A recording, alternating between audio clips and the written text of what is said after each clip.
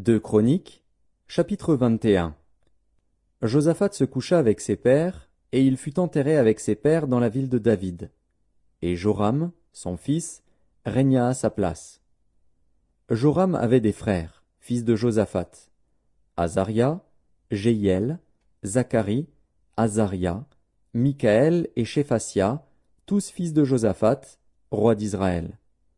Leur père leur avait donné des présents considérables en argent, en or et en objets précieux, avec des villes fortes en Juda.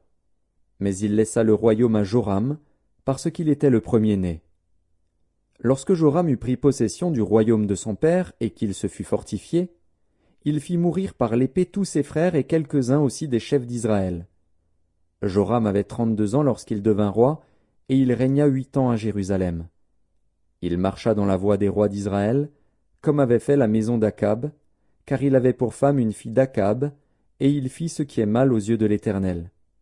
Mais l'Éternel ne voulut point détruire la maison de David, à cause de l'alliance qu'il avait traitée avec David et de la promesse qu'il avait faite de lui donner toujours une lampe, à lui et à ses fils. De son temps, Édom se révolta contre l'autorité de Juda, et se donna un roi. Joram partit avec ses chefs et tous ses chars. S'étant levé de nuit, il battit les Édomites qui l'entouraient et les chefs des chars. La rébellion d'Édom contre l'autorité de Juda a duré jusqu'à ce jour. Libna se révolta dans le même temps contre son autorité, parce qu'il avait abandonné l'Éternel, le Dieu de ses pères. Joram fit même des hauts lieux dans les montagnes de Juda. Il poussa les habitants de Jérusalem à la prostitution, et il séduisit Juda. Il lui vint un écrit du prophète Élie, disant: Ainsi parle l'Éternel, le Dieu de David, ton père. Parce que tu n'as pas marché dans les voies de Josaphat, ton père, et dans les voies d'Asa, roi de Juda, mais que tu as marché dans la voie des rois d'Israël, parce que tu as entraîné à la prostitution Juda et les habitants de Jérusalem, comme l'a fait la maison d'Akab à l'égard d'Israël, et parce que tu as fait mourir tes frères, meilleurs que toi, la maison même de ton père, voici, l'Éternel frappera ton peuple d'une grande plaie, tes fils, tes femmes, et tout ce qui t'appartient. Et toi, il te frappera d'une maladie violente, d'une maladie d'entrailles, qui augmentera de jour en jour jusqu'à ce que tes entrailles sortent par la force du mal.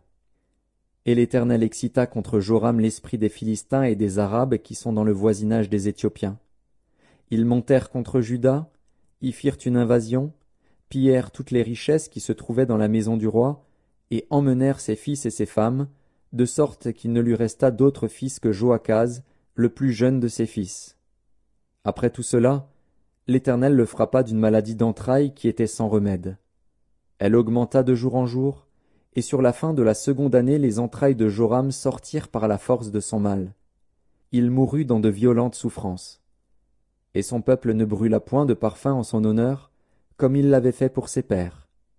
Il avait 32 ans lorsqu'il devint roi, et il régna 8 ans à Jérusalem. Il s'en alla sans être regretté, et on l'enterra dans la ville de David, mais non dans les sépulcres des rois.